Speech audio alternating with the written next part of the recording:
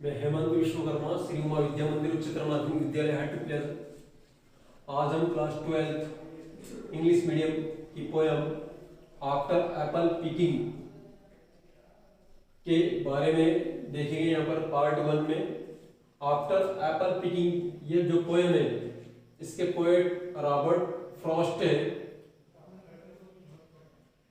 हम इस पार्ट के अंदर जो पोएट है रॉबर्ट फ्रॉस्ट उनके बारे में थोड़ा सा ब्रीफ डिस्क्रिप्शन लेंगे, साथ ही साथ पोएम का भी थोड़ा सा ब्रीफ डिस्क्रिप्शन देखेंगे। पोएम को हम अगले पार्ट में पढ़ेंगे। फिलहाल देखते हैं हम यहाँ पर पोएट इसके रॉबर्ट फ्रॉस्ट।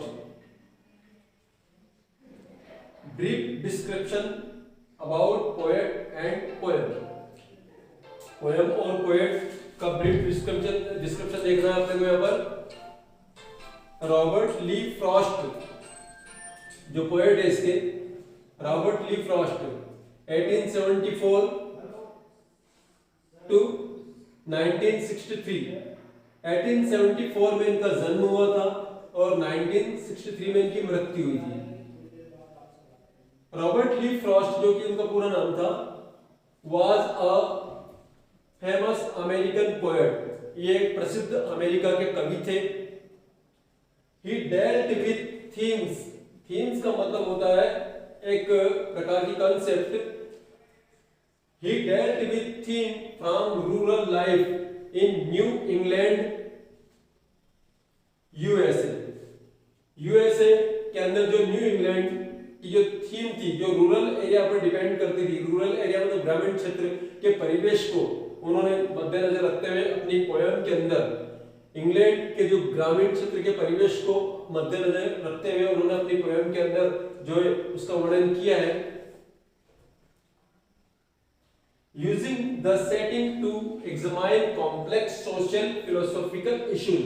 और उन्होंने क्या करा है कि अपने इस पोएम के अंदर एक जटिल सामाजिक और एक दार्शनिक जो मुद्दे हैं उनको एग्जामाइन करके और उनको उन्होंने अपनी पोएम के अंदर जो है उतारा है।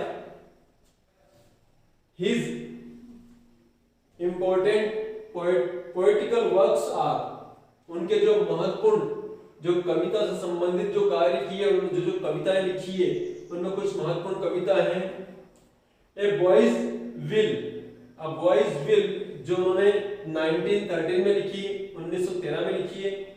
North of Boston. ये जो नॉर्थ ऑफ बोस्टन जो है ये वॉल्यूम जो है उनका 1914 में आया है। Mountain interval. ये जो माउंटेन इंटरवल करके जो वॉल्यूम था उनका 1916 में आया है। And new Hampshire. ये जो न्यू हैम्पशायर जो है ये 1923 में आया है। इस प्रकार के कुछ महत्वपूर्ण के जो कलेक्शन है जो यहाँ पर मैंने आपको बताया है। अब इसके बारे में बाद में हम देखते हैं कि ये जो कविता है, ये पोएम जो लिखी है आफ्टर एप्पल पिकिंग, उन्होंने किस बेस के आधार पर लिखी उसका कुछ हम थोड़ी सी संक्षिप्त जानकारी ले लेते हैं। After Apple picking collected in north of Boston.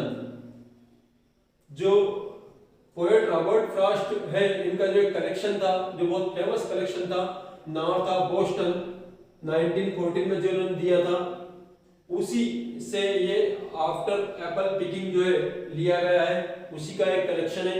और ये जो नॉर्थ ऑफ बोस्टन अधिकांशतः आप देखेंगे कंपटीशन एग्जाम में इसके बारे में बहुत पूछते हैं कि आफ्टर एप्पल पिकिंग जो है ये जो है रॉबर्ट फ्रॉस्ट जो पोएट है इनके किस कलेक्शन से लिया गया है और ये कलेक्शन कब आया था।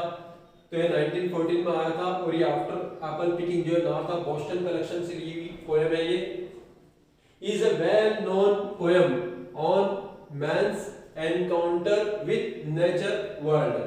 ये एक बहुत ही प्रसिद्ध कविता है रॉबर्ट ली फ्रॉस्ट की और बहुत ही जानी मानी है, जिसमें बताया गया है कि मनुष्य जो होता है और प्रकृति जो है इनके बीच में जो संबंध है, इनके बीच के जो मुलाकात है, कह सकते हैं एनकाउंटिंग है, उसको इसमें दर्शाया गया है।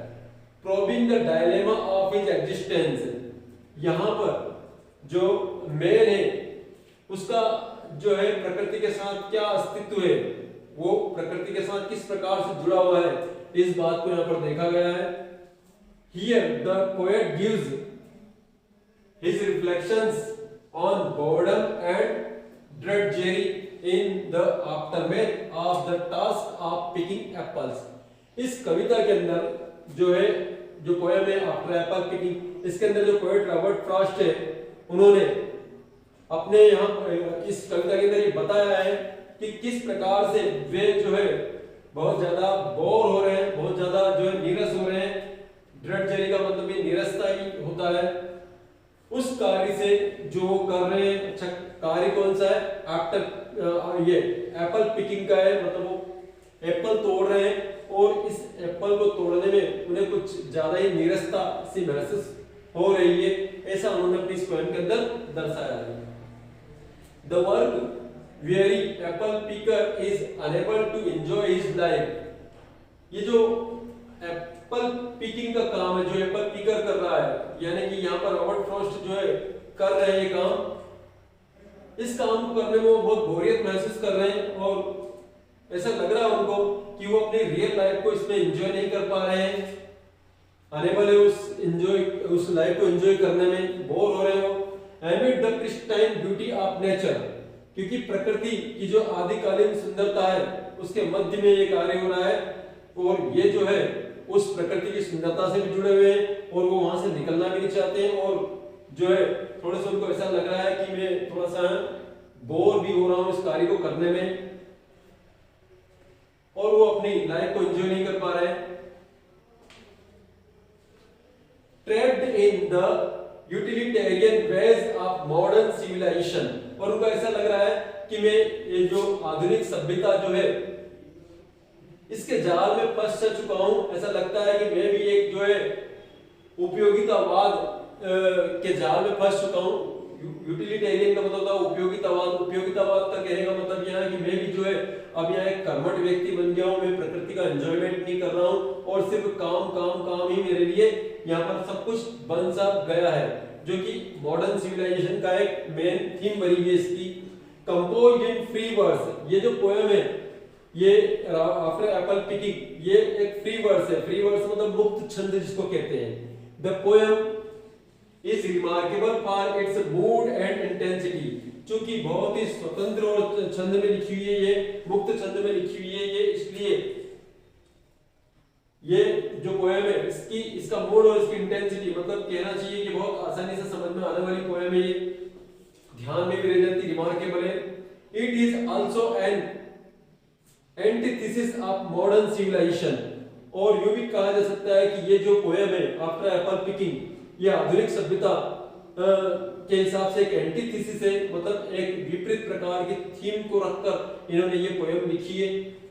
Marked by the culture of excessive work, जिसके अंदर जो है अत्यधिक कार्य, जो आजकल व्यक्ति कार्य में जुड़ा हुआ रहता है, दिन भर मशक्कत करता रहता है, उसको ध्यान में रखा हुआ है यहाँ पर कि आजकल व्यक्ति जो है दिन भर काम करता रहता है, इस बात को मार्क किया गया है इस पोएम के अंदर। और increasing material gain to no end, और चूंकि मटेरियल गेन का मतलब होता है पदार्थवाद से जुड़ा हुआ है, आज वो बहुत कुछ प्राप्त करना चाहता है, दिन भर इस दौड़ में वो जो है मशक्कत करता रहता है और ये उसको लगता है कवि को कि ये कभी खत्म ना होने वाला है, इसलिए कवि चाहता है कि जो है हमें जो है भौतिकवाद जो है उससे मटेरियलिज्म से दूर हटना चाहिए और प्रकृति से जुड़ना चाहिए।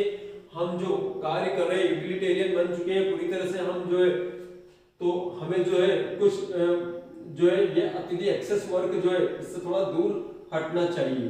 Thank you.